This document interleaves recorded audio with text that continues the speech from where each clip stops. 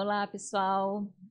Para quem está chegando aí no canal, meu nome é Maísa Hortal, eu sou médica. Nós vamos dar início ao canal Maísa Hortal Medicina Integral, com esse quadro de hoje que é uma convidada de especialista. Então, nesse quadro, eu como médica integrativa, convido uma especialista. Hoje nós vamos conversar com a doutora Daniela de Paula, que é ginecologista, e é um prazer para mim estar abrindo esse canal, esse quadro com ela. Muito obrigado, Dani, pela sua presença. Pedir para você se apresentar, Dani, por favor. Obrigada, Maísa, pela oportunidade. E agora que eu fiquei sabendo, então, que nós vamos abrir esse quadro aí. Pois é.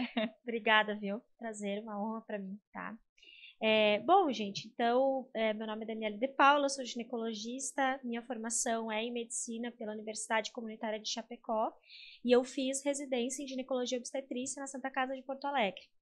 E quando eu terminei a residência, já estava em busca, assim, de qualidade de vida, e já estava em busca de uma medicina um pouquinho mais diferenciada, né, além do que a gente aprendeu na faculdade e na residência. E foi aí então que eu mudei a minha vida, saí de Porto Alegre e vim viver aqui em Florianópolis. Então essa Maravilha. trajetória pessoal, ela é bem alinhada com uma trajetória profissional, né? Então a partir do momento que eu mudei todo o meu estilo de vida, mudei o meu mindset mesmo, foi aí que eu comecei a olhar e perceber a necessidade das minhas pacientes também. Então, além da medicina bem convencional ou tradicional que a gente aprende, né, na faculdade, na residência, eu comecei a buscar por outras coisas. Então, dentro da minha trajetória de desenvolvimento humano, eu acrescentei a ginecologia natural. E hoje, dentro do possível, se a paciente está disposta, disponível, a gente acrescenta alguma coisa da ginecologia natural dentro do tratamento tradicional ou convencional. Sim, eu conheço o seu trabalho, né, Dani? Por isso que eu te convidei. E a ideia é essa, né? A gente trazer nesse quadro essa visão da medicina integral, né, integrativa, para as especialidades, porque muitas vezes as pessoas acham que, por ser uma medicina integrativa, que olha um todo de forma mais ampla, a gente também não olha de forma mais específica para os sintomas, para os quadros clínicos. E pelo contrário, né, pessoal? Hoje em dia a gente tem muitos especialistas, né, trabalhando com essa visão de integrativa. Então, a Dani, eu sei que é uma delas, né, que colocou no modo de trabalhar dela esse olhar integral de ecologia natural, né, usando de forma melhor possível, né, os medicamentos não alopáticos, a fitoterapia, as condutas não medicamentosas, né? Tudo isso conta muito. E é um olhar mesmo epistemológico em lidar com o paciente, né? E daí o tema que a gente escolheu hoje para conversar é sobre endometriose. Por que eu escolhi esse tema, né? É um tema que aparece para mim, né, nos pacientes, e eu vejo que tem uma interface, né, Dani, assim, muito legal para a gente estar falando sobre essa especialidade, sobre um quadro de diagnóstico, né, sindrômico, do que é da gineco, mas que a conduta tem tudo a ver com esse olhar da integrativa. Então, vamos começar a falar hoje, pessoal, né, sobre endometriose. A endometriose, ela é uma doença da mulher, né, porque tem a ver com endométrio, com útero. Então, eu pedi para a Dani ir falando para a gente a parte mais técnica, assim, tá bom? Então, Dani, você pode explicar para a gente um pouquinho, assim, como que é a concepção do útero, assim, né? Como que é esse útero? Por que que acontece na mulher essa doença, assim? Uhum. Bom, a endometriose, ela é uma caixinha de surpresa, né? Desde quando você faz um diagnóstico até como você vai acompanhar, tratar essa mulher. Então, é uma caixinha de surpresa. Os estudos de endometriose, eles são estudos recentes dentro da medicina, né? Então, começou-se a ter registros de estudos de endometriose a partir de 1917. Então, assim, isso é muito recente, né? E até hoje a medicina não conseguiu de fato explicar da onde veio a endometriose, qual é a origem da endometriose. Então a gente tem ainda várias hipóteses, né? A Uhum. gente trabalha com essas hipóteses e a gente não sabe se algum dia a gente vai chegar de fato nessa conclusão. Por isso que isso muda muito. Então, o diagnóstico, a conduta vem mudando muito nos últimos anos em relação à endometriose. Mas, de uma forma geral, o que a gente entende hoje, né? Então, o nosso útero é como se fosse a nossa mãozinha fechada, né? Dentro dele, a gente tem uma camada chamada endométrio, que, teoricamente, esse endométrio, uma vez por mês também, teoricamente, né? Esse endométrio, ele descama, que é o que seria a nossa menstruação. Por motivos que a medicina até hoje não sabe explicar, existe uma possibilidade dessa menstruação não sair todo pelo canal vaginal, e essa menstruação pode se distribuir em qualquer parte do corpo, né? Então, essa paciente, quando ela menstrua, ela pode ter sintomas menstruais de cólica nesses outros focos que foram parar em qualquer parte do corpo.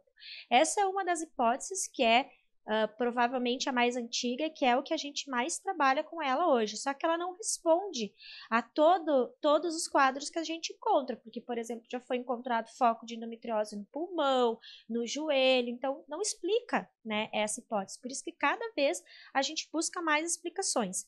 Mas qual que é o grande... Eu acho que é o grande pulo do gato nessa história toda, tá? O grande pulo do gato aí é que cada foco desse, aonde ele se distribui, ele libera célula inflamatória, ele faz uma inflamação. E quando a gente começou a sacar isso, é que a gente começou a perceber que a endometriose merecia outro tipo de tratamento.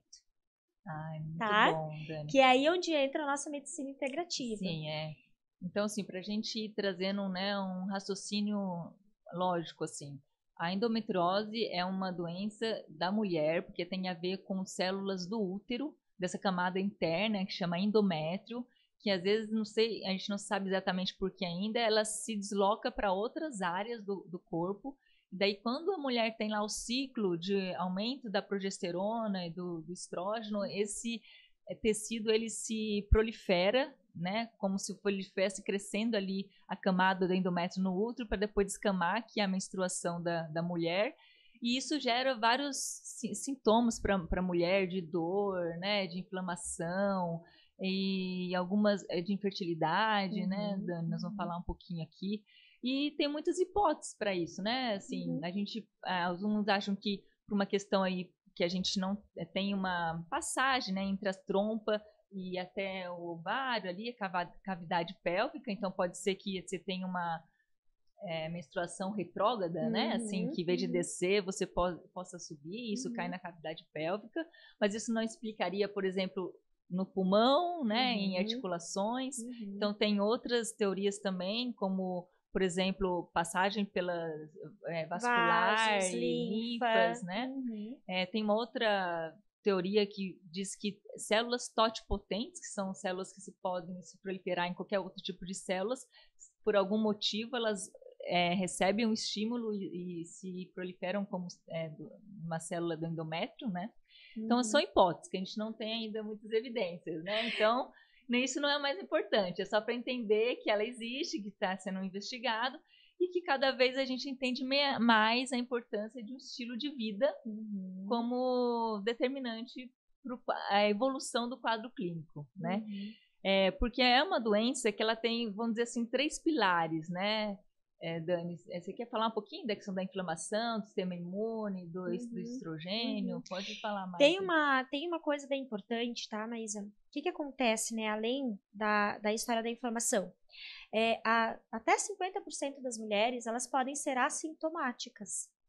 Isso é um dado bem importante, né? Porque se a gente for pensar nas hipóteses, qual é o problema do diagnóstico da endometriose?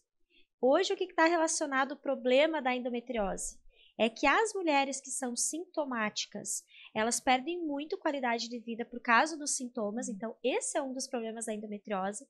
E o outro problema da endometriose principal é que uma porcentagem bem significativa das mulheres que têm um diagnóstico de endometriose está associada à infertilidade.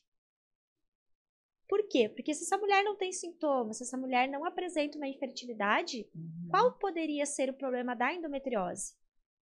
Então, isso é algo bem importante para a gente se questionar, porque isso também vai conduzir a gente para o tratamento. Sim. né? O tratamento de uma mulher com endometriose que quer engravidar é um tratamento. O tratamento da mulher que tem endometriose que não quer engravidar ou que não sabe ainda sobre isso é outro tipo de tratamento. Agora, o mesmo tratamento sempre, que é um dos pilares mais importantes, é sobre o estilo de vida.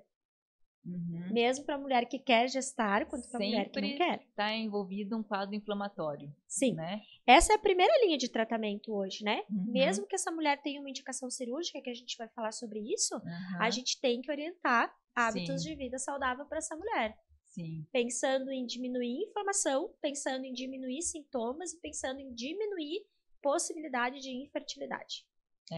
Isso é bem importante, né? Por isso que eu senti que esse tema tinha uma conexão forte, assim, né? Com essa questão do olhar da medicina integrativa, né? Então, a prevalência dessa doença hoje no mundo é de 10%, né? Assim, 1 em cada 10 mulheres tem endometriose. Algumas sintomáticas, com dores, processos inflamatórios, infertilidade, dispareunia, né? Dor na relação sexual, isso é bem importante também. Algumas são assintomáticas, né? E, bom, no Brasil a gente está falando aí de em torno de 190 milhões de mulheres, né? E isso é uma estatística. Agora, se a gente for na prática mesmo, o que a gente percebe, né? Ainda é um diagnóstico pouco realizado, né? Não é toda paciente que tem acesso, não é todo profissional que olha com esse olhar, né? Então, eu acredito que existam mais mulheres com esse diagnóstico, né? E eu volto de novo a falar, o problema é o diagnóstico em si, não. O problema é como que essa mulher está vivendo e qual é o planejamento dela, tá? Porque assim, vamos olhar para a sintomatologia, né? Antes da gente chegar na parte inflamatória. Vamos supor, o que eu vejo muito no consultório, tá? A paciente, ela chega, ainda mais agora que nos últimos anos está sendo falado muito sobre endometriose, né? Um monte de celebridades falando sobre isso. E geralmente está associado a dores crônicas e geralmente está associado à dispareunia, que são dores na relação. Agora, sim, de 10 pacientes que eu atendo no meu dia, mais da metade tem essa queixa de dor na relação. E provavelmente menos que a metade tem um diagnóstico de endometriose. Porque a dor na relação, ela é muito complexa, ela é multifatorial, né? Então, por que é importante a gente falar sobre isso? Porque senão daqui a pouco a gente está estereotipando, rotulando várias mulheres com isso que ela tem endometriose, porque, Dani, eu fui pesquisar e ela chega no consultório e ela me fala isso. Dani, um checklist perfeito, né? Dani, eu tenho dor na relação. Dani, às vezes, quando eu tô menstruada, eu tenho dor para evacuar. Dani, eu tenho cólicas muito fortes desde a minha primeira menstruação. Isso fecha o diagnóstico para endometriose. Ela pode ter ou não, a gente vai investigar. Agora, vamos supor que essa mulher tem exatamente focos de endometriose, mas ela não foi, de fato, avaliada integralmente. O que acontece? Eu vou encaminhar ela para fazer uma cirurgia, porque eu não faço mais cirurgia. O que vai acontecer? Ela vai voltar e os sintomas vão continuar. E ela vai olhar para mim e ela vai falar, Dani, o que está acontecendo? Fiz a cirurgia e nada mudou, né? Ou não então, foi assim, frustrante para essa mulher, né? Expectativa dela que não foi preenchida. Ela foi submetida a uma cirurgia, né? Tem os seus riscos, né? De uma cirurgia. E não resolveu o problema dela. E essa mulher continua com uma qualidade de vida ruim ou afetada. Sim. Então, isso é bem importante a gente falar. Bem importante mesmo, assim, Dani. Então, falando dos sintomas, né, que a gente pode ter na endometriose, você ressaltou aí. Dispareunia, que é dor na relação, um quadro de dor pélvica crônica que se agudiza no momento da menstruação, né, porque ela é estrogênio dependente, né, essa doença.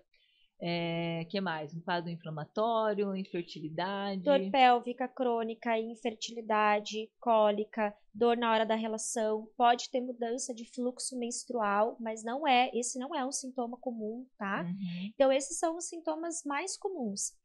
Aonde que entra a inflamação aqui? Que isso não é só diferencial da parte da endometriose, né? O que acontece? Presta atenção, mulherada. É. Presta atenção, mulherada. Olha lá, fala Olha pra lá, elas. presta atenção. Então, assim, ó, nosso útero, de novo, do tamanho da nossa mãozinha fechada, tá? Tá bem aqui embaixo, não vai conseguir ver bem aqui embaixo, tá? Fora o nosso útero, dentro de toda a nossa barriga, tem a bexiga, que é desse tamanho aqui, e o resto é tudo intestino, tá? O que que a gente mais tem na nossa barriga? Não é útero. Não é útero. É intestino, ou seja, fezes e gases. Vamos ser bem Diretas. bem direto, tá? E fezes e gases, cara, eles ficam se movimentando o tempo inteiro no intestino e isso dói. Isso dói. Se tu é uma mulher sedentária, se tu é uma mulher que não é sedentária, mas tu passa a maior parte do teu dia sentada, tem mais dificuldade desses gases e dessas fezes serem produzidas e se movimentar. No final do dia, tu vai ter um monte de dor pélvica. Se tu é constipado ou se tu tem um intestino inflamado, a gente volta de novo, tu vai produzir mais gases, essas fezes vão ter mais dificuldade de sair e vamos pensar numa relação sexual com penetração, falando da dor na relação. A gente tem o canal vaginal aqui e aqui embaixo a gente tem o reto e o ânus, parte final do intestino, onde a maior parte do cocô fica parada. Se a pessoa vai ter uma penetração com um monte de cocô parado aqui, impossível que ela não vá ter dor. Na questão de 2 corpos não ocupam o mesmo espaço, né, Dani? Entende? Então, assim, a gente tem que ter cuidado, Uhum. porque senão daqui a pouco a gente está diagnosticando ou fazendo uma série de exames, investigando uma endometriose, e às vezes o problema dessa mulher é porque ela é constipada. Por isso a importância de um olhar integral num processo de anamnese, de avaliação. Né? Aí essa mulher vai para uma cirurgia de endometriose, porque ela até fez um exame, apareceu um foquinho de endometriose no intestino, apareceu. Aí ela foi para a cirurgia, endometriose, foi feita a cirurgia, foi um sucesso. Vai ter relação depois, vai ter dor, porque faz 3 dias que ela não faz cocô. Daí a principal queixa dela, às vezes, para motivar ela a fazer a cirurgia é a dor, dispareunia, mas Claro. a cirurgia não trata isso. Exato. Né? Então a gente tem que ter esse cuidado realmente, assim, né? Outra coisa que acontece muito em relação à dispareunia, ela faz um ciclo vicioso, né? O que acontece? Teve uma relação, teve dor, teve outra relação, teve dor. A musculatura dela vai pressionando, vai apertando, porque ela tem dor. Então, todo começo de relação aperta a musculatura, natural, né? Porque tu não quer ter dor. Começa a apertar a musculatura, começa a apertar a musculatura. Qual é o tratamento para isso? Fisioterapia pélvica. Sim. Então, de novo, nosso olhar multifatorial, nosso olhar integral. Multiprofissional. Paciente come Sim. um monte de besteira. Paciente tem uma intolerância. Glúten, lactose, tá com o intestino todo Vive inflamado. Uhum. Vai ter dor na relação, vai ter dor crônica. O que acontece quando tá menstruada? O útero faz esse movimento aqui para expulsar o sangue. Fazendo esse movimento da contração, vai contrair todo o intestino. Contraindo o intestino inflamado, como que essa mulher não vai ter dor? Ela vai ter dor. Sim. É importante a gente fazer essa conexão, né, entre inflamação e a endometriose, assim. E daí como que a gente entra nesse quadro de uma inflamação subclínica crônica, que a gente fala, né? Que é um quadro que você é sistêmico do corpo, né? Que entra fadiga, entra tontura, muitas vezes, infertilidade, dores, mal-estar, queda de cabelo. Então é um quadro que muitas vezes as pessoas se acostumam a viver dessa forma, né? Porque não é assim aquela inflamação aguda que você bate o dedinho do pé e fala, nossa, né, tem ali a hiperemia, dor, e você toma um analgésico porque você não aguenta aquela dor. Não, é uma coisa que vai aos poucos se acumulando no seu organismo e sendo um estado inflamado, né? E tem muito a ver com a qualidade do que a gente ingere e vive. Eu adoro falar desse tema, Dani, assim, porque quando a gente fala ingere... Eu também adoro. Quando a gente fala ingere, não é só o que a gente ingere pela boca, né? É o que a gente ingere pelos ouvidos, pelos olhos, pelos sentimentos, pelas relações, pelo nosso entorno, tudo que chega até nós. Né? O estado que a gente vive de estresse, de nível de cortisol, tudo isso é um estado inflamatório subclínico crônico. Né? Então, vamos mais específico ali para o intestino. Né? O intestino, quando ele vive numa alimentação que traz um tipo de desbiose, né? Assim, o que é uma desbiose?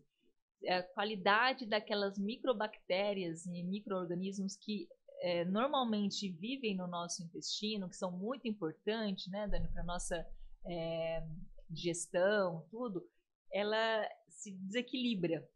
Né? Você tem mais bactérias ruins do que boas ali convivendo, e você começa a ter ou uma constipação, ou diarreia, ou uma absorção nutricional, ou má digestão, né?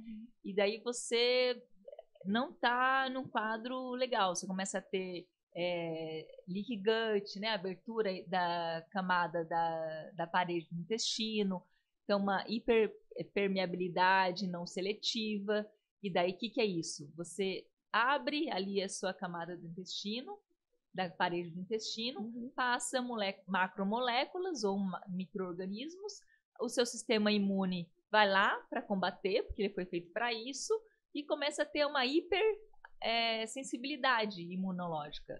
Muitas das doenças imunes vêm desse processo, né? E quando a gente olha para a endometriose, a gente vê que ela tem uma cara, né? Não é uma doença autoimune, mas ela tem um jeito de funcionar muito parecido, assim, né? Que ela parece um câncer, parece uma doença autoimune. Um câncer porque é uma proliferação celular, né? E ao mesmo tempo imunológica, porque tem a ver com um processo inflamatório, né, Dani? Então, a gente tem que estar muito atento, e a gente já sabe pela clínica, né, como o estilo de vida de um intestino saudável, como isso afeta a qualidade dos sintomas da mulher que tem, vamos dizer assim, geneticamente uma propensão a ter endometriose. Porque esse também é um fator, né?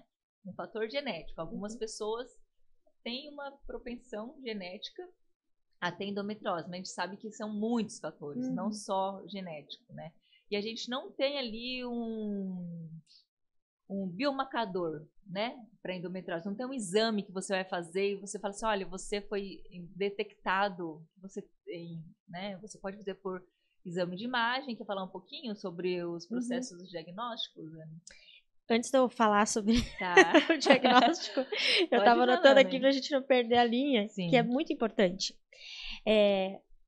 A medicina hoje está passando por uma fase, né, que a gente tem que se adaptar de todos os lados. E esses dias eu estava assistindo uma aula de uma ginecologista, acho que ela era do Nordeste, hoje ela é uma baita de uma especialista só em endometriose, ela é muito boa. E aí ela trouxe na aula dela que hoje a medicina está dividida em medicina ocidental, medicina oriental e medicina brasileira. E a medicina brasileira está no meio aqui.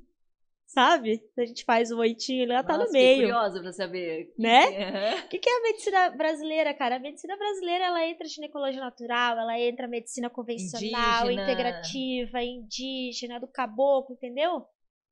Então, assim, se a gente tá com a mente, com o coração aberto, você olha pra tudo isso e fala, cara, como é que eu vou fazer essa medicina?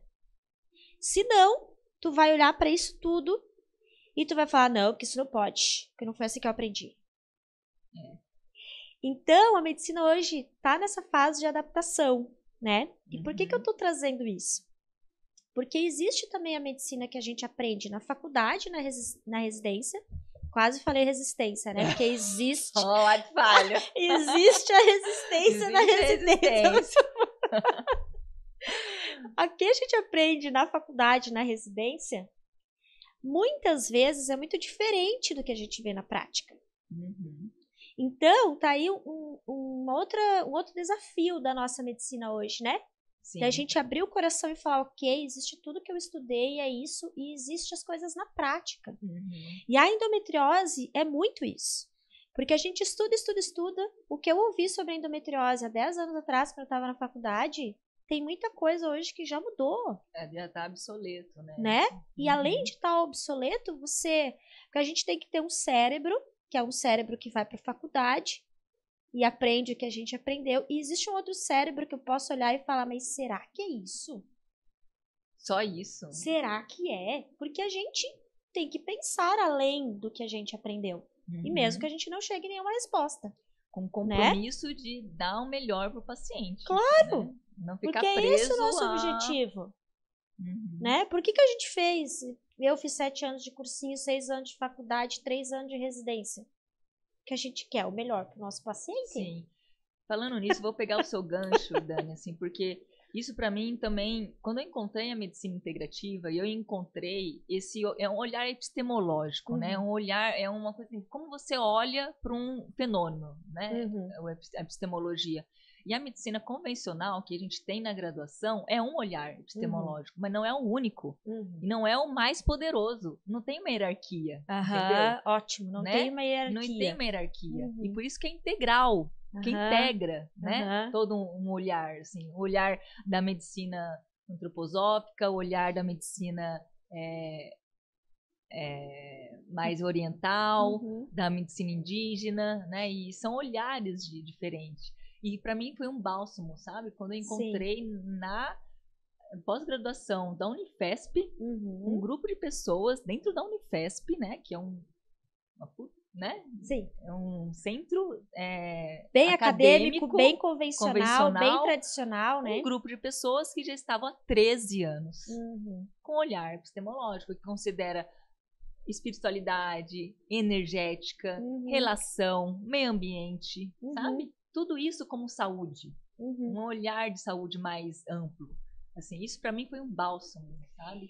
E eu acho que tem lugar para todo mundo, né? Mas sim, tem lugar para todo mundo, cara. Tu quer trabalhar com isso, tem lugar. Ah, mas tem crítica de não sei o quê. Cara, tu saiu na rua, tu tem uma crítica, então tem lugar para todo mundo. O que faz sentido para você? Você quer trabalhar com o quê?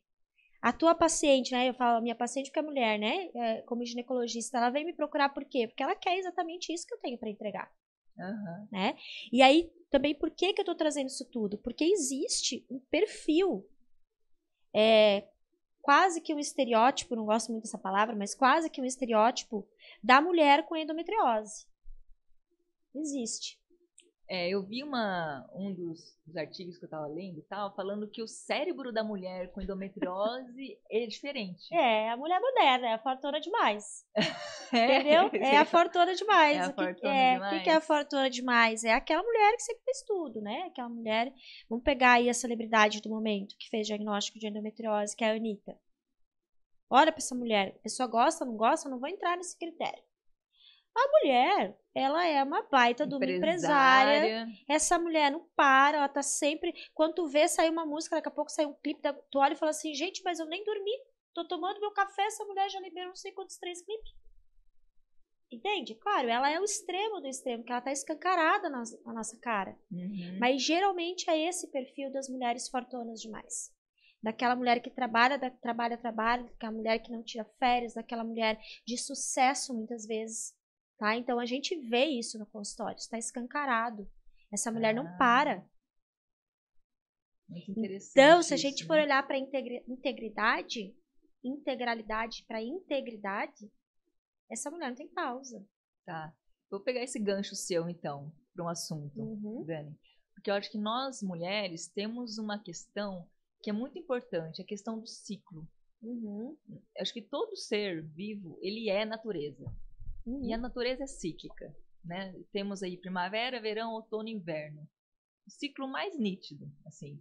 Dentro do nosso sistema fisiológico temos vários ciclos, né? Ciclo do sono e vigília, o ciclo da vida, né? Das fases da vida. E nós mulheres somos mais ainda, eu acho, né? Assim, nós temos a menstruação, por exemplo, assim, que é muito cíclica. Só que esse modo de vida nosso, a gente perdeu essa conexão, né, com o próprio corpo.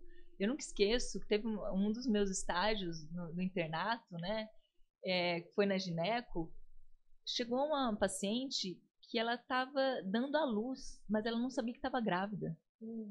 Isso é mais comum do que a gente imagina. Bem comum. Você fala, mas como pode? É um ser que está se formando dentro do outro ser. As transformações fisiológicas são enormes. Não percebeu que tinha ninguém ali mexendo, dizendo, oi, tô aqui? Não percebeu? Chega a esse nível de desconexão com o próprio corpo. entendeu? Né? Então, a mulher, ela entrou nesse looping, né? E, lógico, temos muitas coisas a ser conquistada, como independência, espaços, Não é de autonomia. total errado, né? Não é isso. São momentos, né, mas é importante a gente trazendo tudo tem seus lado bom e lado ruim. Tem os efeitos colaterais também, né? Assim, então, nós mulheres temos que ter a ideia dessa questão do cíclico, né? Do ciclo, assim. Quanto mais a gente tem uma conexão com o corpo, e daí conexão com o corpo, né? É sair do mental e ter mais percepção do sentir. E como a gente faz isso? Meditação. Atividade física, descansar, dormir direito, comer com consciência. O básico bem feito, né? Assim. Sim. E, então, você vê como a gente vai entrando, assim, é profundo, né? É profundo. E aí, como é que você vai dosar isso num exame? Não tem como. Não tem como. Então, assim, aí a gente volta para a ancestralidade, a gente volta para a medicina inicial, a gente volta para onde se começou a fazer medicina, a gente volta para lá para ver o que se fazia. Não tinha exame, meu querido. Não tinha exame. Então, o que a gente fazia? O que hoje a gente está voltando a fazer. Senta aqui do ladinho, vamos conversar. Como é que é a tua vida? Como é que tu trabalha teu sono? Como é que é? 1 hora, 2 horas, cara, eu não sei se a gente vai resolver isso tudo nessa consulta, tu vai ter que voltar. Na outra consulta a gente vai entrar em outra parte. E aí, tanto a gente como profissional que tem que estar disposta a isso, e a minha paciente tem que estar disposta. Porque provavelmente tu não vai sair daqui com remedinho, minha linda. E aí a gente volta pro perfil da mulher fortuna demais, que eu tava falando. A gente quer uma explicação médica tradicional e convencional, eu te dou. Eu te dou. Essa mulher é inflamada. Porque ela não come nível de direito. Estresse, de cortisol, ela não dorme. de sono. Bebe. Usa um monte de droga, que, né, não sei, dependendo do estilo de vida dela, provavelmente. Fuma. E daí? Essa mulher é inflamada. Pronto, te dei uma das explicações. Explicação? Quer explicação? Tô te dando. Entende? Daí como que tu vai trabalhar isso? Como é que tu vai tratar essa mulher? É com cirurgia? Pode ser uma das fases do tratamento, porque eu não sou contra a cirurgia. Pelo contrário, tem várias indicações de cirurgia. Agora, só isso não vai funcionar. Se é uma mulher que quer engravidar, por exemplo, qual é o problema da inflamação? A inflamação envelhece o teu corpo. O nosso corpo ele é tão inteligente. Mas ele é tão inteligente que se você tá com o corpo velha, porque tu tá inflamado, porque tu não dorme direito, esse corpo olha e fala assim, cara, essa mulher tá velha, não tem como ela engravidar. Porque se ela engravidar, ela tem maiores riscos de ter problemas na gestação e ter bebezinho com problema. Então, essa mulher não vai engravidar. Mais ou menos isso que o corpo fala pra gente em relação à infertilidade. Exato. Ah, Dani, então a gente trata infertilidade só com estilo de vida? Não, né, gente? Não. Dá pra gente ir aos extremos, mas é um dos caminhos. Uma coisa que é bem importante é esse olhar, assim, né? Que as pessoas às vezes querem uma explicação. Então é isso, ou é isso. Não, é multifatorial muitas vezes, né? A gente tem que olhar de forma bem ampla para o processo.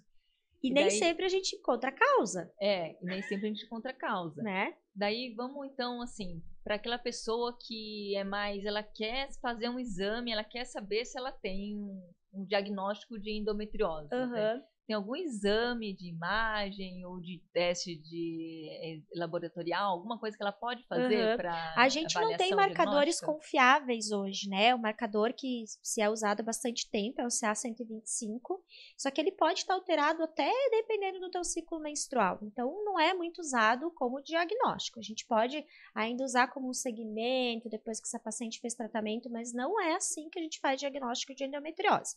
Como que geralmente a gente faz diagnóstico de endometriose? Se a mulher chegou no consultório, ela tem essas queixas aí, a gente vai pensar nisso, claro, associando a todo esse quadro que a gente comentou, de dor pélvica, outras coisas associadas, a gente pode fazer um exame. O que hoje é um dos exames mais acessíveis e a gente tem em muitos locais hoje, é ultrassom transvaginal, tá? Só que o ultrassom transvaginal básico, normal, ele não vai mostrar pra gente foco. Às vezes ele vai mostrar uma adenomiose, que aí é a parte dentro do útero. Às vezes ele vai mostrar um endometrioma, que é a endometriose ali do ovário, mas mais do que isso, foco intestinal, foco em reto, foco em vagina, ele não vai mostrar, tá? Então, quando a gente quer, sim, fazer um primeiro diagnóstico mais acessível, a gente faz ultrassom transvaginal com preparo intestinal. Basicamente, na linguagem bem clara, tá? Vai tomar um laxante, vai limpar o intestino e vai fazer ultrassom transvaginal. E aí o profissional experiente, o radiologista experiente, vai ver se existem focos ali na cavidade pélvica, né, bexiga, outros focos aí, tá?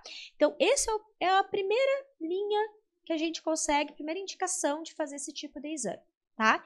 Fez o exame, ficou na dúvida, depende desse tipo de resultado, vai ter indicação ou não de ressonância, de tomo, ou aí para videolaparoscopia. O que é padrão ouro, que a gente chama, é a videolaparoscopia. Pô, tenho quase certeza que essa paciente tem endometriose, vamos fazer uma vídeo nessa mulher, vai identificar os focos, já vai tratar, eu digo tratar entre aspas, porque queima o foco, faz o anátomo patológico, né?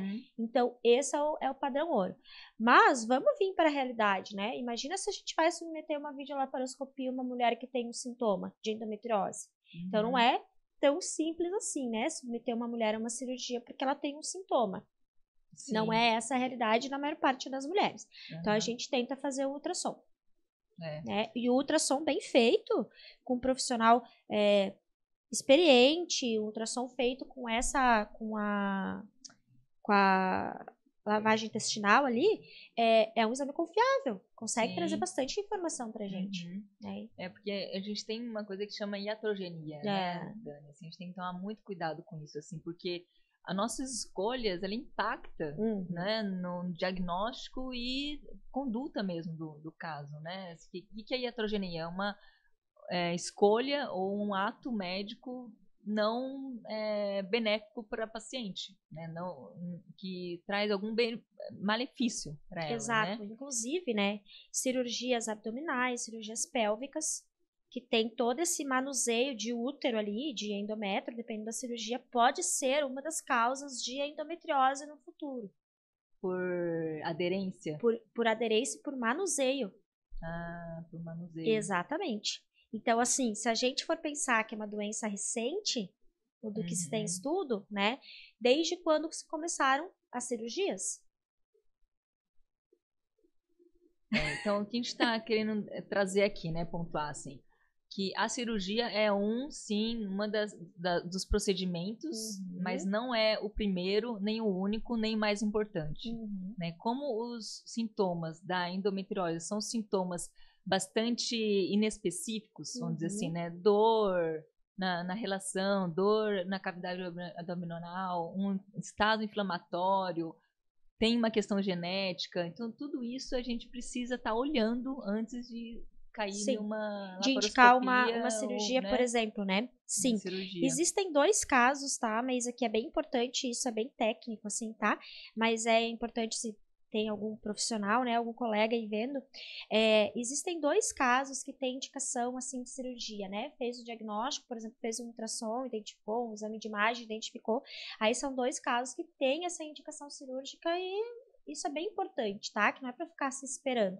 Então, se tem foco em ureter, a indicação é cirúrgica, né, porque isso pode se transformar numa urgência por sobrecarga renal. Sim. Tá? Se existe uma imagem em apêndice também, porque é muito raro, mas a gente tem o câncer de apêndice. E não tem muitas vezes como diferenciar a imagem. Então, tem que ser operado, por quê? Para fazer o diagnóstico de endometriose ou câncer mucinoso de apêndice. Legal. Então, isso são coisas bem pontuais, né? Pra gente, claro, ficar atento, né? É mais técnico aqui, mas eu acho relevante também a gente trazer. Sim. Né? Agora, se eu pensar em porcentagem, que isso é bem menos, né? Nossa, não sei te falar, viu? Mas eu acredito que não sei se chega aí 2%, né? Daí uma coisa que é bem normal de a gente ver é a pessoa começa a ter os primeiros sintomas de endometriose ou é diagnosticado com endometriose e daí já entra com pílula, né? Com hormônio como uma forma de tratamento. Quer falar um pouquinho disso? Com certeza. De novo, né? A gente como mulher, como médica, como paciente, a gente tem que pensar nas coisas, né? O que eu quero falar sobre isso em relação aos hormônios? Existe uma coisa bem básica. Não estou falando aqui sobre estar errado, estar certo, usar hormônio, mas pense sobre isso. Menstruar é algo tão básico e fisiológico quanto fazer xixi e cocô. Ciclos, né? Né? Olha só, que claro que é isso. Então, a partir do momento que por algum motivo você precisou bloquear isso, o que você acha que pode acontecer? Então, assim, a gente como mulher, a gente tem que pensar sobre isso. Né? A gente tem um pouquinho mais de facilidade de pensar sobre isso, porque a gente tem o conhecimento anatômico. Né? Então, o que eu quero falar com isso também? Bloquear uma menstruação é tratamento de endometriose? A medicina ainda não tem certeza absoluta disso. Então, falar que tratar a endometriose com hormônio, a gente tem que ter cuidado com isso. Isso pode aliviar o sintoma dessa mulher. Por exemplo, ela chega no consultório e fala assim, Dani, eu não tenho condições. Todas as minhas menstruações, desde a minha primeira menstruação, eu fico 3 ou 4 dias, eu não consigo trabalhar, eu não consigo estudar, eu não tenho condições de viver. Então, o que a gente pensa em relação a isso? Ok, a gente pode pensar, então, em bloquear temporariamente essa menstruação. Você quer isto? Então, a gente precisa também dar autonomia para essa mulher. Porque senão é muito fácil. Olha só, eu vou te prescrever essa pílula aqui, vai parar de menstruar e daí vai resolver o teu probleminha. Tá, mas espera aí. E outra coisa, né, Dani, importante, assim, a pílula não está tratando a endometriose. A pílula ali, ela está entrando como um sintomático. Exato. Então, muitas vezes, você está encobertando um processo evolutivo dessa endometriose, né? Sim. Não é porque você está tomando a pílula que essa célula do endométrio que está no lugar errado, que está se proliferando, que causa dor, que ela não está crescendo. Exato. Porque ela não está evoluindo. Exato. Né? Então, isso é bem importante. Você está tirando os sintomas, mas você não está tratando. Sim. Né? Esse é o famoso tapar o sol com a peneira, né? Então, assim, não tem problema. Não tem problema. Mas a minha paciente ou a mulher que recebeu esse diagnóstico, ela tem que saber disso. E aí ela vai escolher, porque ela tem autonomia. Ela pode chegar para mim e falar assim, Dani, eu entendi isso tudo, mas mesmo assim eu quero tentar a pílula. Tá bem, esteja ciente disso, disso, disso, e vamos ver como é que fica. Não, Dani, agora que eu entendi que não trata, que pode acontecer isso e isso, todos os efeitos, eu vou optar por não usar. Porque isso também foi uma coisa que a gente não aprendeu na medicina. Sim. Eu não tenho autonomia sobre o meu paciente. Eu não tenho. A autonomia é ele que tem que ter. E a gente tem que entregar isso de volta para os nossos pacientes, porque isso se perdeu. Sim. Se eu, como paciente, recebi todas essas informações, eu vou olhar e vou falar, ok, tá. Então, eu vou decidir que o meu tratamento pode ser esse. Não, e aí você aumenta muito a adesão, né, do tratamento também, né? Eu acho que a nossa visão e até da ginecologia natural trata o paciente como protagonista do processo, né? Assim, a nossa conduta nunca é de cima para baixo, num lugar de hierarquia de conhecimento, né? É negociado. Olha, tem isso. Vamos pensar junto? Vamos chegar a uma conclusão junto? O que você quer fazer? Você aumenta muito a aderência do paciente, né, no processo do tratamento. Quantas vezes a gente não escuta queixa ou vê assim, eu fui no médico, ele receitou tal coisa, mas eu não tomei não, né? Qual que é o sentido de você ir no médico, né, e não aderir ao tratamento, não fazer o que ele tá falando, assim, né? E isso é uma divisão de responsabilidade, né? Porque isso é o que deveria acontecer em todas as relações. Quando você contrata alguém, você divide as responsabilidades. Quando tu tá num relacionamento afetivo, você divide as responsabilidades. Então, assim, por que é que não a gente divide essas responsabilidades no vínculo entre médico e paciente? Porque ainda existe aquela coisa de que o médico é Deus, de que ele manda. Cara, não. Eu nem posso. Eu nem posso fazer isso ilusão, nem comigo, né? nem contigo, que é minha paciente. A paciente chega no consultório e ela fala assim, Dani, eu tô com sintomas assim, assim, assim, eu acho que eu tenho endometriose. Beleza, nós vamos investigar. Agora, já vou te antecipar. Primeira linha de tratamento para endometriose estilo de vida. É estilo de vida. Então eu já vou te falar. Faz atividade física? Não. Fuma? Fuma. Alimentação, tá tudo ruim. Então eu já tô te antecipando. Independente do resultado que tu me trouxer, do exame que eu vou te pedir, eu já tô te passando o tratamento. Seja para endometriose, seja para o teu sintoma. Porque também tem isso. A nossa sociedade, a gente quer respostas, a gente quer as coisas prontas, isso não existe. Uma pílula mágica, né? A gente não quer se comprometer em fazer a nossa parte. Então, eu fiz o diagnóstico da endometriose, vou fazer a cirurgia, vai resolver. Olha, gente, bom que fosse, né? Infelizmente, ainda não é assim a nossa vida. Infelizmente. Infelizmente, ainda não é assim. Não tem uma pílulazinha mágica, né? Então, quando a gente está falando de tratamento, então a gente foi numa linha de, né, recapitulando um pouquinho de tudo que a gente já falou aqui, né? Conversamos com vocês explicando como é que é um útero, por que tem aí o endométrio, a camada interna que se prolifera a cada ciclo da mulher, e às vezes essa célula pode estar fora do útero, na cavidade ou em outros lugares, e daí ela traz dor a cada ciclo menstrual, é uma doença que tem um quadro que é inflamação e ao mesmo tempo estrogênio dependente. Então, esse é o modo como funciona essa doença, né? E como que a gente diagnostica ela, né? O diagnóstico. Não tem um exame de laboratório ou um biomarcador que fala assim, não, você tem.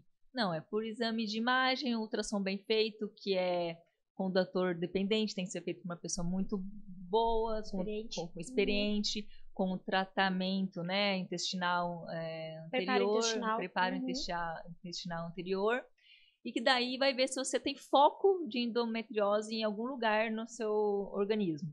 Porém, isso daí você pode passar por uma cirurgia, mas o principal é o estilo de vida, né, que é um quadro inflamatório. Então você precisa mudar a alimentação com alimentos anti-inflamatórios, antioxidantes, participar, fazer exercícios físicos, né, que isso muda um estado metabólico de endorfina, até que tem a ver com a dor, né, de produção aí de outras substâncias são importantes, o sono, né, regulação do estresse, aquilo que você falou, né, que tem um padrão dessa mulher da endometriose que é muito ativa, executora, né? É o que hoje o pessoal gosta de falar de energia masculina e feminina. É aquela mulher que aprendeu a viver uma energia mais masculina, não é de gênero, de ação, de resolução, de proatividade, que é a nossa sociedade de hoje, né? E daí é legal, se você for fazer um exame de cortisol salivar, que eu gosto muito de pedir, Dani, porque o exame de cortisol salivar, né? Você faz a curva do cortisol. Você pede manhã, tarde e noite. E esse cortisol, ele tem que fazer essa curva. Ele não pode ficar nem lá em cima, nem lá embaixo. O cortisol, ele é importante, não pode estar lá embaixo, né? Senão você tem uma falência da adrenal. Ele precisa desse desenho, né? Precisa fazer desse desenho. Só que, às vezes, pelo nosso estilo de vida, estresse, né, falta de sono, a gente não faz isso. Então, esse controle de estresse é muito importante também para a endometriose. Hoje se fala muito dos hormônios, né? Então, assim, a gente muitas vezes fica presa aos hormônios do ciclo menstrual, né? Aos hormônios sexuais. Porém, existe um universo de hormônios no nosso corpo, mas qual que é o rolê, como eu falo? Né? Existe a nossa hipófise, que ela manda em tudo. Em tudo. Ela é a top, né? Ela é a mãe da mãe. Ela é a topzera. Ela é a que manda no rolê todo, né? O que acontece? Fiz um pico de cortisol, hipófise, opa, tô acordada. Ela vai tentar compensar e ela vai desregular praticamente todos os hormônios do ciclo menstrual. Então, isso não tem como dosar e não tem como palpar. Tu até pode dosar o teu cortisol. Só que, eu vou dosar todos os hormônios, estrogênio, progesterona, mas eles são muito sensíveis aos exames. Então, às vezes, eu não consigo pegar essa alteração. Então, como é que eu pego essa alteração? Pelo estilo de vida dessa mulher. Estressada, cortisol lá em cima, o que ela começa a fazer? Alteração de ciclo menstrual. E aí alterou o ciclo menstrual, já tem um monte de inflamação junto, e aí escamba tudo de vez. Exato.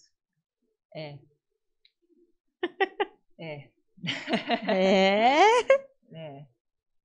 Essa parte hormonal, a gente sabe que impacta muito, né? Nós mulheres também, até nos ciclos da vida, né? A endometriose vai acabar quando acabar o ciclo da fase reprodutiva da mulher, né? Assim, mas até lá, né? Sabe que a endometriose ela é tão caixinha de surpresa que a endometriose encontra foco em mulher na menopausa, que se acreditava que regrediam, que não poderia aparecer. Foi encontrado já focos de endometriose em homens. Olha isso, em homens. Sim, alguns homens que fizeram tratamento para alteração de próstata e fizeram picos de estrogênio. Essa foi a explicação inicial. Mas a notícia bombástica, pra gente encerrar, bombástica, né?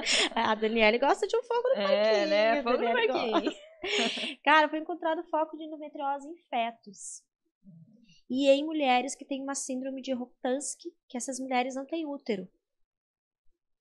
Ou seja... Daí a gente pode entrar naquela teoria lá da totipotente, né? São células que a gente tem que pode se transformar em qualquer outra célula. Isso. E aí, por que essa mulher que não tem útero, ela tem foco? Porque pode ser que ela seja uma fortuna demais. Por que o feto apareceu o foco? Hereditariedade. Então, assim, independente, né, da origem, é um problema que existe, é um problema que tá aí. Então, por isso que às vezes a gente não tem que ir só lá na origem. Ah, porque a minha mãe, a minha avó teve e a gente vai tratar assim. Não, não. A gente volta pelo sintoma e por o que essa mulher quer. Boa. Bom, acho que a gente falou bastante. Eu só queria falar de um último pontinho, que é um pouquinho mais fogo no parquinho também. Bora lá. A questão lá hormonal tem a gestrinoma, né? Que foi descoberto como medicamento para tratar a endometriose, que depois se transformou na pílula da beleza, né? As pessoas começaram a usar com outras intenções, outras opções. Ele é um hormônio sintético, tá? A gente tem que lembrar disso, né? Existem os nossos hormônios do nosso corpo e existem os hormônios sintéticos, sejam os implantes, sejam as pílulas. Então, a gente também tem que ter consciência disso. Dani, o que pode acontecer se eu estou colocando um hormônio de fora, um hormônio feito em laboratório? Não sabemos. Aí que é o pulo do gato. Ah, mas a gente tem um monte de estudo, Dani teve uma paciente que usou e que não sei o que fez bem. Ok, mas a gente como médico e como paciente, a gente tem que falar isso para o paciente. Olha só, é relativamente ainda um hormônio recente, ele é de uso recente e inicialmente foi comercializado ou indicado para tratamento de endometriose, tá? Eu particularmente não prescrevo, tá? Eu sempre recomendo para outros linhas de tratamento da endometriose e como chip da beleza não recomendo, né? Por que não recomendo? Porque hoje sai fora dos meus padrões de medicina, né? Então, essa mulher, ela tem que fazer outros tipos de acompanhamento. Por quê? Porque provavelmente ela está fora psiquicamente do que ela imagina da beleza. Bem mais profundo. Bem mais profundo, tá? E aí, assim, a medicina, ela muda, né? O que a gente aprendeu na faculdade, já teve um monte de coisa que mudou. Então, pode ser que daqui a 5 anos a gente vai fazer esse encontro de novo. Tu vai me fazer essa pergunta de novo. Eu vou olhar e falar assim, Maísa do céu, não sabe o que aconteceu, menina. Comecei a prescrever um negócio que começou a fazer sentido pra mim e mudou a vida das mulheres. Porque a gente não sabe o que vai acontecer, né? Mas hoje, tem muitos casos de pacientes que respondem muito bem no caso de endometriose, tá? A esse hormônio. Mas a gente tem que ter um pouquinho de cuidado. Não dá para sair prescrevendo para todo mundo, né? Mas hoje sim, está estabelecido como uma das formas de tratamento, sim. Então, ele pode ser usado, né? Essa paciente entra dentro desses critérios, se ela está ciente de todos os efeitos colaterais, né? Efeito androgênico, tudo. Olha, pode acontecer isso, isso, isso, tu pode escolher. A gente tem sempre que individualizar, claro, né, Dani? Assim, não existe total, certo ou errado, uma conduta única para todos os pacientes, né? Aquela paciente que é muito sintomática, muita dor, você vê que tem ali uma questão estrogênica muito forte, né? Tal, já tentou estilo de vida. Vamos por step by step, né? Claro. Igual a escalinha da dor. Quando alguém tá com dor, você primeiro dá analgésico, você não entra com endorfina logo de uma vez, né? Exato. Assim, vamos pensar, né, nessa lógica, assim, já tentou mudança de estilo de vida, o paciente faz exercício, não fuma e continua, então tá bom. Claro, porque temos, existem, né, as indicações. É isso. Exato. Existem as indicações. E, de novo, trazer autonomia para o paciente. Tu quer o implante? Tu quer o chip da beleza? Beleza. Olha só, pode funcionar. É isso. Pode não funcionar. Tu pode ter esse efeito. Porque a gente tem que fazer isso com paracetamol. Sim. Ó, vou te dar um paracetamol para dor. Não sei se vai aliviar, tá? Tu pode ter sobrecarga hepática com paracetamol, sabia? Então, você vai ter esse efeito colateral. Pode acontecer isso e isso contigo. Com paracetamol, a gente tem que fazer isso. Por que a gente não vai fazer isso com hormônio, com implante, que é recente dentro da história da medicina? Né? Porque se chega... Você é minha paciente. Dani, tá acontecendo isso e isso. Maísa, o que nós temos hoje pra ti? Nós temos isso, isso e isso. O que você quer? Pô, Dani, vou pensar. Sim, tu não precisa decidir isso agora, porque nós não estamos numa urgência nem numa UTI. Pensa e tu volta aqui, nós vamos conversar. Às vezes pede a opinião de segundo médico. Eu gosto disso. Eu pede também. A opinião de um segundo especialista. E eu não me sinto ofendida, não. Não, de maneira alguma. O importante é a paciente se sentir segura. Porque o foco é o paciente. O corpo dela, é a vida dela, a saúde dela. O foco é o paciente, não é, gente? Sim. Respondido, super, assim, eu jamais usaria, jamais prescreveria também uma pílula da beleza. E é interessante tu falar isso, né? Porque tu é uma mulher do esporte. Eu sou. Né?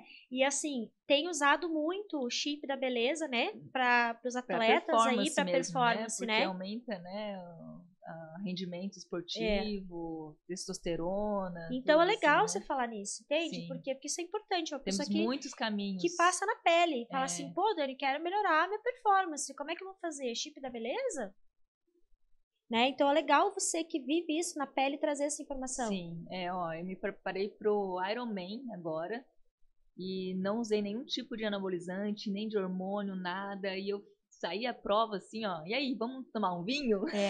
De verdade, porque assim, isso é possível, né? Entendeu? E olha que legal, isso é possível. É a mesma coisa quando chegam pra gente falar com assim... alimentação, suplementação oral e... Ó, Papito tá ligando aí. Papito tá ligando. Suplementação oral injetável, tá? Tem muita coisa assim, ó, quando a gente pensa em processos inflamatórios, os injetáveis são muito potentes, tá? E os injetáveis, eles não têm nenhum tipo de contraindicação, são bioidênticos, né? Assim, são substâncias que a gente já tem no corpo. Gosto muito, né? E é mostrar que é possível, né? Que a gente estava falando, né? Porque senão fica muita dessa coisa assim, Dani, endometriose, tratamento cirúrgico ou pílula anticoncepcional. E aí, como eu trabalho muito com essa parte integrativa, com a parte do natural, quando é possível, a mulherada chega e fala assim, Dani, eu não quero usar pílula. Sim, mas essa não é a nossa única opção. Não é nem a nossa única opção como método contraceptivo e nem a nossa única opção como tratamento de sintoma e de doenças do aparelho ginecológico. Então, a gente tem outras opções. É possível. Sim, total. Então, acho que é isso, né? Tá bom. Dúvidas? Se alguém tiver alguma dúvida, quiser fazer alguma colocação, deixa aí embaixo nos comentários que a gente vai respondendo. Então, a gente vai finalizando por aqui nosso primeiro episódio. Muito obrigado, Dani, pela sua participação. Eu que agradeço. E é isso, então. Sucesso aí nesse teu novo projeto. Obrigada. Obrigada. Então, começando aí.